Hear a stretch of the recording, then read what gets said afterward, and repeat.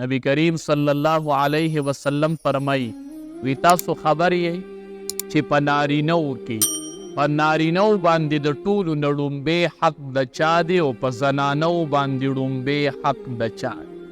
دا اوس مونږ ټولو ته علم نه دی خو منو خو یې نه. صحابو چې به خبره واورېده منلې به یې وه.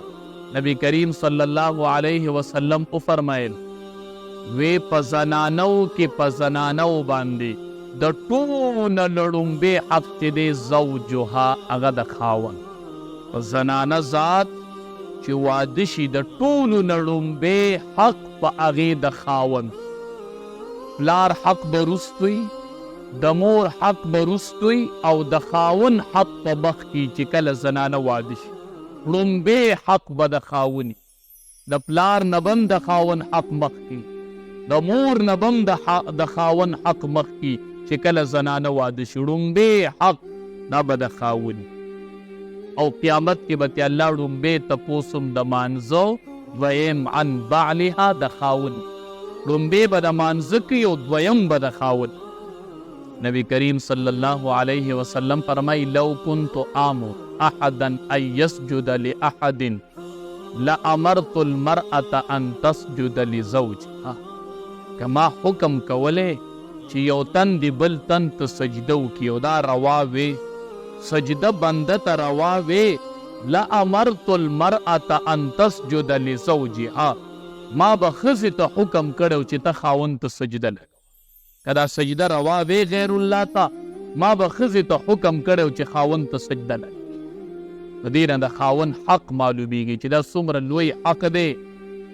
ښځې باندې د خاوند څومره حق دی. د پلار نه حق مقدم، د مور نه حق مقدم، د خاوند مطالبه به پوره کړي. د خاوند حق د پلار نه مخ.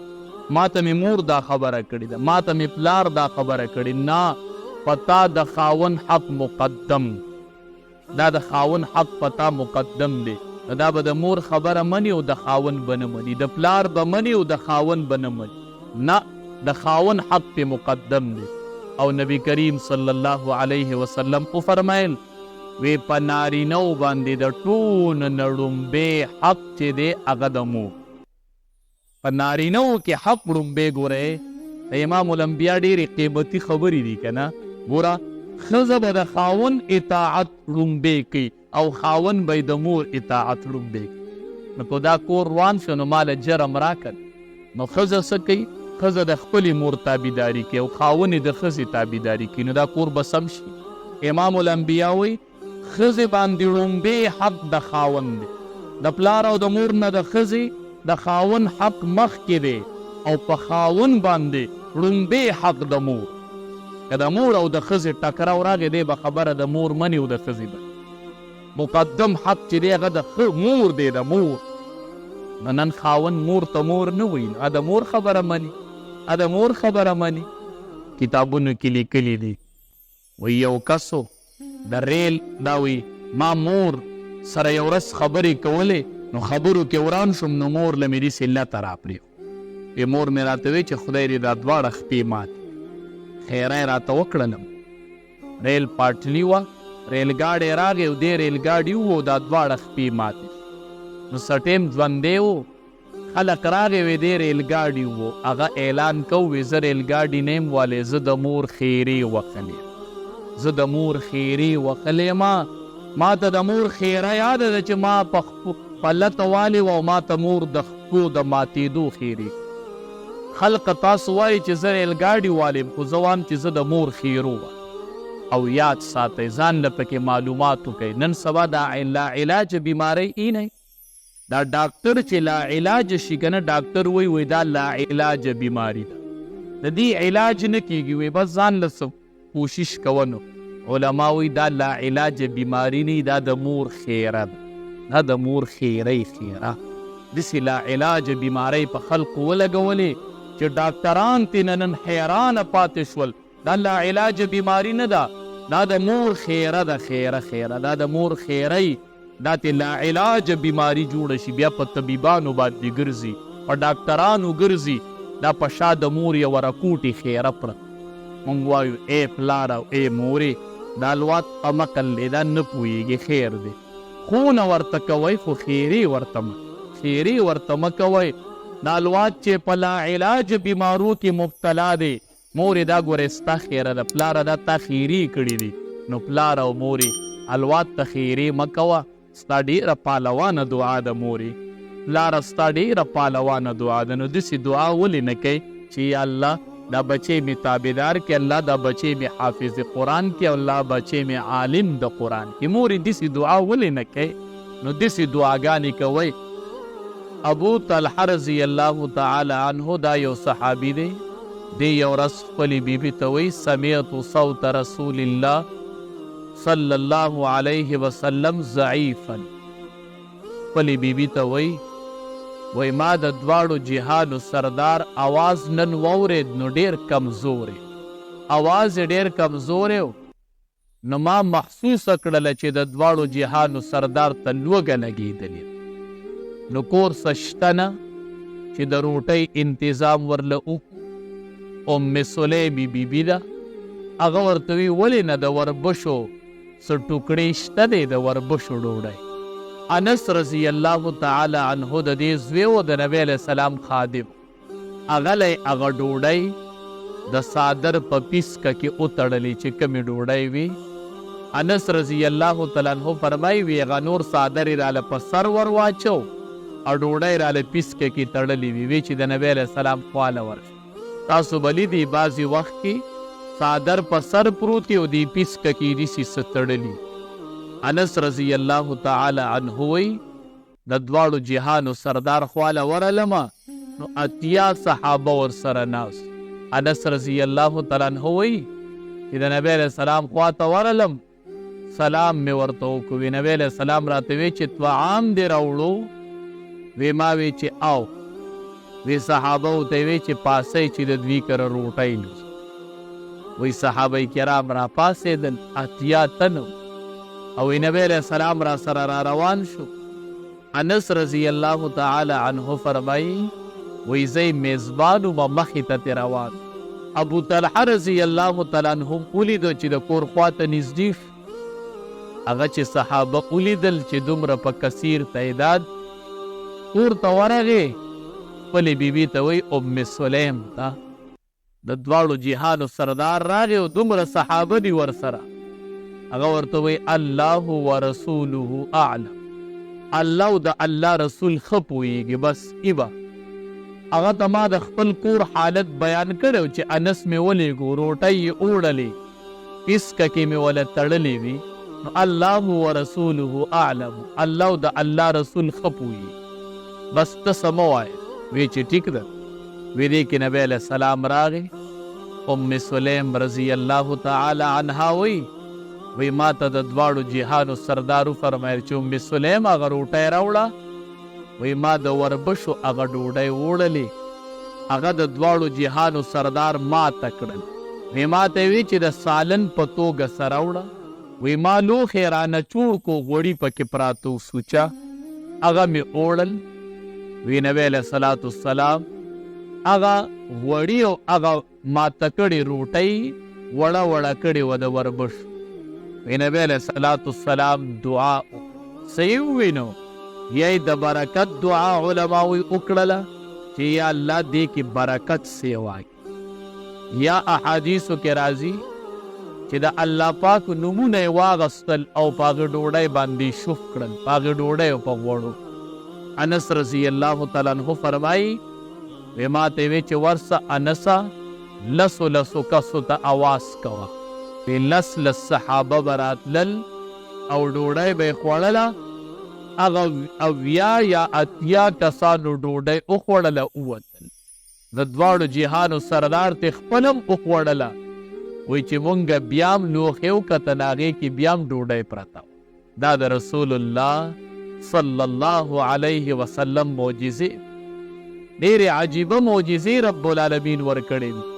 حدیبیې موقع ده، صلح حدیبیه، صحابه کرام یو کوی دی حدیبیه، دا د هغې کویم نوم دی.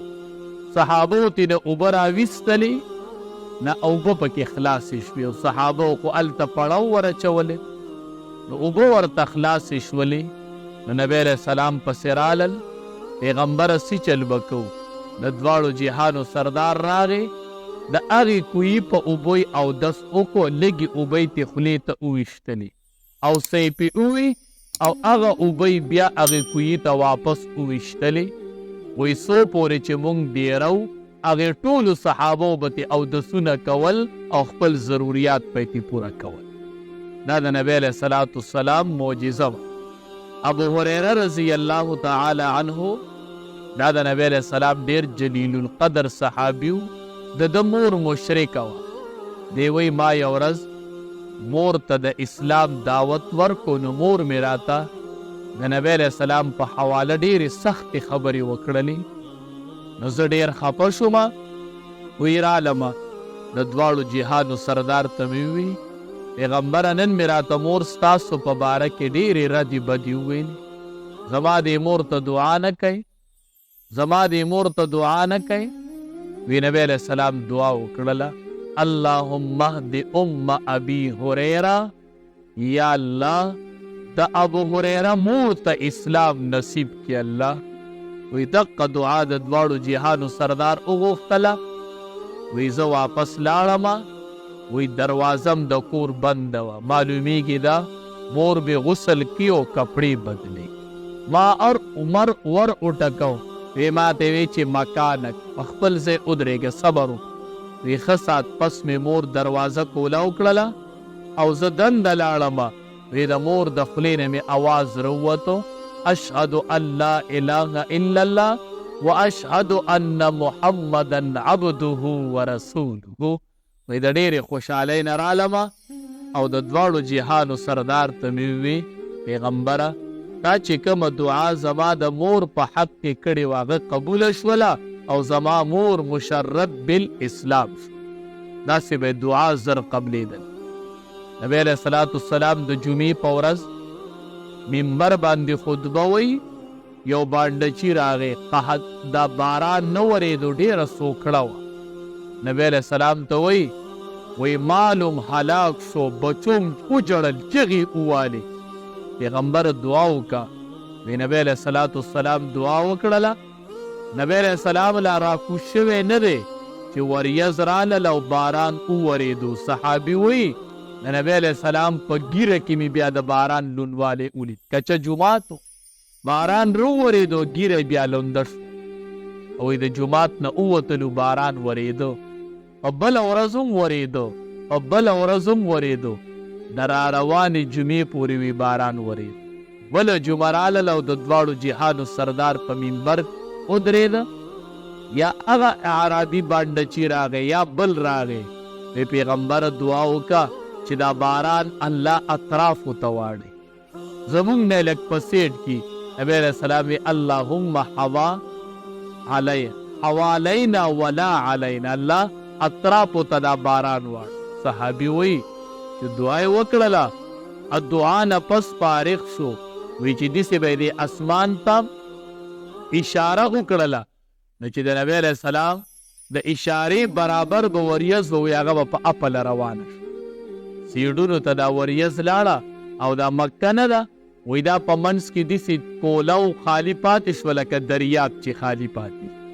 منځ کې مکه مکرمه چې وه هغه دقه شان کولو پاتې شوله او دا دغه چې وه وریځ دا سیډونو ته لاړه. چې سیډونو ته لاړله نو په اطرافو کې باران اورېدو، په کلي باندې نه و. وی چې د باندې خلق براغې خار ته، نو د باران شکایت پی کو، چلته باران وریږي او چې خار ته برالل باران به نه و. دا د دواړو جهانو سردار معجزه وه. علما وایي احادیثو مبارکو کې راځي د غزوه تبوک موقع وه، خلق غزوه کې شریک دي، نو خوراک کم شو. صحابي راغی نبی علیه السلام ته وی د خوراک کمې راغی. نبی علیه الصلاة والسلام د څرمنې درستخوانو هغه یې خور وی ټول خپل خوراک راوړی چې د چا سره څه په دې درستخوان یې کېږي. ټول خپل خوراک راوړو په درستخوان یې خور. نبی علیه الصلاة والسلام دعا وکړله. چې دعا یې وکړله د هغې نه پسې خلقو ته وی خپل درسته خوراکونه اوس ځان له په لوښو کې والی واپس. وی ټولو ترې نه خوراک وکړو، لوښې یې تم ډک کړل احادیثو کې راځي 1,00,000 کسان په ماړه شول، 1,00,000 کسان چې نبی علیہ الصلوۃ والسلام د برکت دعا وکړه. نو تم لږ د نبی علیہ السلام په سنت او عمل وکړه چې روټۍ درته مخکې کېدي، لږه د برکت دعا ورلګه، لږ ته د الله نومونه اله او بیا دعا غواړه چې الله دې رزق کې برکت پیدا کړي. د نبی علیہ السلام داسې کوله او معجزې وینه. ابو رافع یهودي د نبی علیہ السلام شان کې ګستاخي وکړله. نبی علیہ السلام د صحابه یو جماعت ولیږو، عبدالله ابن عتیق دا یو صحابي و. هغه جماعت چې ټول لاړ، نو عبدالله ابن عتیق صحابي چې و رضی الله تعالی عنه د هغه ګستاخ مړ کو ابو رافع یهودي. وی چې واپس راتللم ارتو شم اورغړېدلم، خپه مې ماته شوله. وی د دواړو جهانو سردار خواله رالم، نبی علیہ السلام ته مې وی د الله حبیب خپه مې ماته ده. وی ماته وی چې ابسط رجلکه، د خپه دې را خوره که. وی چې خوره مې کړله فمسحها، نبی علیہ السلام په لاس راخ کو زما په خپه باندې.